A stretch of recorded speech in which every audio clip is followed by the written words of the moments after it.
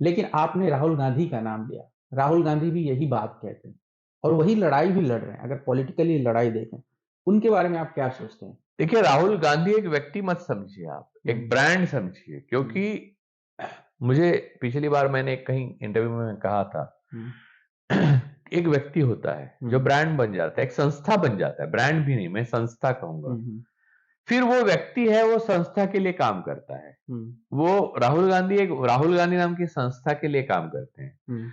आपको मालूम होगा कि नोटबंदी से लेकर, जीएसटी से लेकर, लॉकडाउन से लेकर, मणिपुर से लेकर, अभी जो संस्थाओं से क्या कॉम्प्रोमाइज हो चुका है, ये कहना छोड़ता है, Adani is a enemy of the people, ये सारी बातें राहुल गांधी ने पहले कही है। हिंडनबर्ग से पहले भी वो बात कही थी।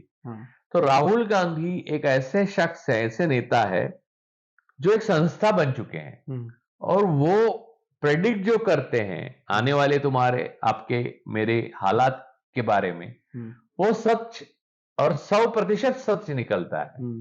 लेकिन उसका सॉल्यूशन क्या है, ये ना कांग्रेस दे पाई है। मुझे आने वाले समय में देश को लगता है वो राहुल गांधी दे पाएंगे, लेकिन दे पाएंगे या नहीं, ये अभी तय होना है। लेकिन उन्हें ये मालूम है कि ये हम लोग के शतरंज के सामने मुक्केबाजी पे आ चुके हैं, लेकिन इसकी तोड़ क्या है ये मालूम है या नहीं, इस बारे में मुझे भी नहीं मालूम कुछ। लेकिन अगर सामने वाला मुक्केबाजी कर रहा है तो आपके पास मुक्केबाजी के अलावा और कोई ऑप्शन तो है ऐसा गांधी जी ने तो नहीं कहा था। लेकिन उन्होंने ये भी तो कहा था कि फाइट तो करना पड़ेगा, चाहे आप अहिंसा के रूप में करें या फिर जो है आप ग्लव्स पहने। हाँ, मैं ये मानता हूं कि गांधी जी ने जो हथियार हमें दिए हैं उसमें से सिविल डिसओबीडियंस, यानी पूर्णता असहकार, यानी जो विदेशी शासन था, तो अब ये कौन सा अपना देशी शासन है।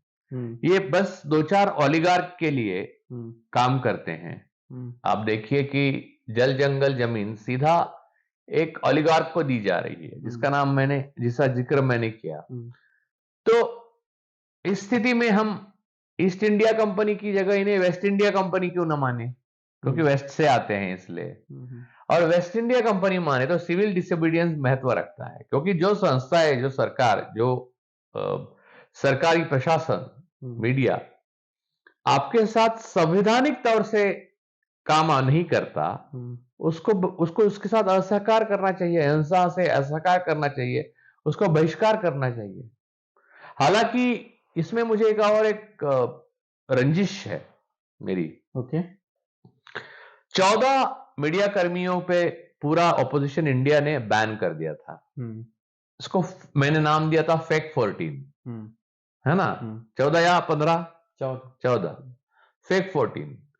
लेकिन राजस्थान के मुख्यमंत्री, जो अभी चुनाव में है नहीं, यानी अभी मुख्यमंत्री होंगे कि नहीं, हाँ, तो अभी मध्य प्रदेश के कांग्रेस के नेता कमलनाथ, इन दोनों ने उस कोड ऑफ कंडक्ट जो असहकार की भावना से वो किया गया था, उसका भंग किया।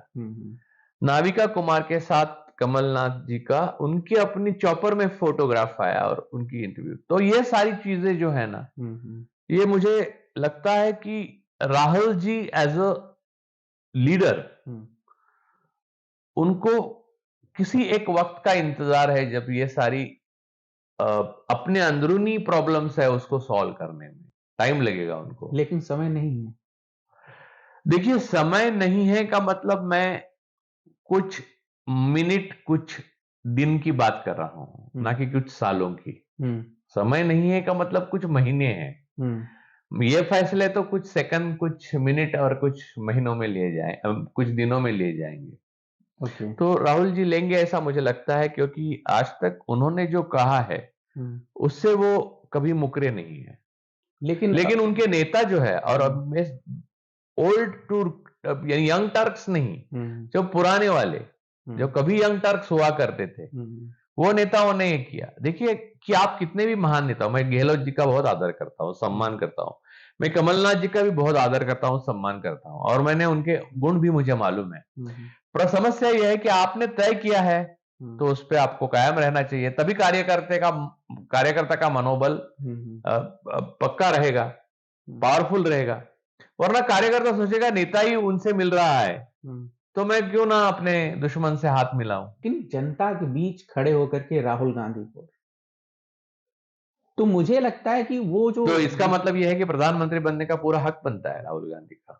अगर ये तो जनता डिसाइड करेगी, तो लेकिन जनता के सामने जो सच बोल रहा है और हिम्मत से बोल रहा है वही तो बनना चाहिए कायदे से। मैं तो ये बात आपसे पूछ रहा हूं ना कि मेरा ये कहना है कि राहुल गांधी जो लड़ाई लड़ रहे हैं, तो उसमें वो, मुझे लगता है कि जब उन्होंने 2019 में कहा था कि मैं अकेले लड़ाई लड़ रहा था, उन्होंने नहीं, उनकी बहन ने कहा था मेरा भाई अकेले लड़ा। नहीं, उन्होंने भी कहा था, उन्होंने जो स्टेटमेंट जारी किया था उसमें भी कहा था मैं अकेले लड़ाई। खैर मेरे नजर से छूट गया है। हाँ, Thank you. हो सकता है। तो मैं ये कह रहा था कि आप जब हम संवैधानिक संस्थाओं, जुडिशरी और तमाम जगहों की बात करते हैं, फिर भी मुझे लगता है कि विपक्ष के पास कोई सपोर्ट नहीं है। अरे विपक्ष के पास राहुल क्यों? गांधी अब भी अकेले लड़ रहे हैं। अरे उनकी पार्टी उनके साथ है ऐसा आप मानते हैं तो भी पूरी तरह से सही नहीं होगा। कुछ लोग हैं, लेकिन जिस तरह से मैंने कहा फैक्ट 14 में से 2 आके बैठ गए 2 मुख्यमंत्रियों के साथ में, ये अटपटा नहीं लगता आपको? क्या इंदिरा जी के टाइम में हिम्मत थी इनमें? इवन राजीव जी के टाइम में हिम्मत थी, इवन नरसिंह जी के सामने हिम्मत थी, क्योंकि सत्ता थी उनके पास। अगर कल राहुल गांधी प्रधानमंत्री बनते तो ये हिम्मत निकल जाएगी। लेकिन ये मैं मानता हूं कि कांग्रेस में भी एक आरएसएस छुपी हुई है, उसको भी खत्म करना जरूरी है। तो क्या आपको लगता है कि अब राहुल गांधी का टाइम आ गया? मुझे ऐसा कुछ नहीं लगता। किसी का कोई टाइम आता या जाता नहीं है, वक्त बदलता रहता है। वक्त जितना पावरफुल इस दुनिया में कुछ भी नहीं है, हर चीज बदलती, चेंज इज अ सर्टन।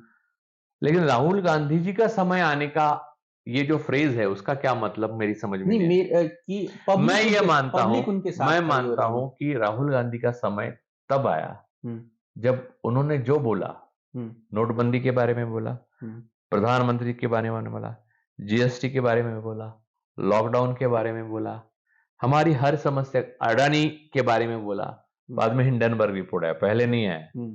उन्होंने जो जो बोला, जो भी बोला वो पहले बोला, दूरदृष्टि से बोला और बहुत ही अकाट्य तर्क देके बोला। उनका समय तो वो तभी आया था। आप ये मुझे पूछना चाहते हैं कि क्या इस देश की जनता का समय आया है कि वो राहुल गांधी को चुने? ये भी सवाल है, ये भी तो ये देश की जनता को तय करना है, क्योंकि लोकतंत्र है। मैं उनकी तरफ, मैं मेरे पीछे 140 करोड़ लोग हैं ऐसा नहीं मानता, या मैं 140 करोड़ों की लोगों की तरफ, यानी उनके ऑन बिहाफ ऑफ देम मैं नहीं बात करता। ना मैं हिंदुओं का प्रतिनिधि हूं, ना मैं ब्राह्मणों का प्रतिनिधि हूं, मैं सिर्फ मेरा प्रतिनिधि हूं। तो लोगों का समय आया है, ये लोग तय करेंगे। राहुल गांधी सही बोल रहे हैं, उस आदमी को अगर आप चुनते हो तो आपका समय आ गया। अच्छा, लेकिन एक, चूंकि हम एक डेमोक्रेसी में है जहां चुनाव होते हैं, जहां लोकतंत्र है, जहां संसद है, तो जब आपके पास पीपुल सपोर्ट होता है तो वो दिखता है, एक जो प्रोसेस। तो राहुल जी का दिखता है वो आप चुनाव में मत, वो चुनाव के लिए वो अलग, मैंने बोला वो क्राइटेरिया है। आपके पक्ष में सारी संस्थाएं हों, तो कई नॉर्थ अफ्रीकन कंट्रीज हैं, कई ऐसी साउथ अमेरिकन कंट्रीज हैं जहां पर लोग किसी के साथ होते हैं लेकिन चुनाव के नतीजे किसी और के लिए आते हैं। वो बात लोगों के पक्ष में और लोगों के हित में नहीं है, फिर भी होती है। तो ये होने से रोकने के लिए विपक्ष क्या करेगा, ये मुझे भी, अभी तक उनकी कोई रणनीति नहीं है, मुझे दिखाई नहीं दी और दिखाई नहीं दे रही है। जो आप कह रहे हैं कि जो इंडिया ब्लॉक है उसके पास ऐसा कुछ दिख नहीं रहा है। इंडिया ब्लॉक अभी इलेक्शन के बाद वो फिर सक्रिय होता है कि नहीं होता है, कितने लोग उनके साथ रहते हैं या निकल जाते हैं, ये सब देखना पड़ेगा।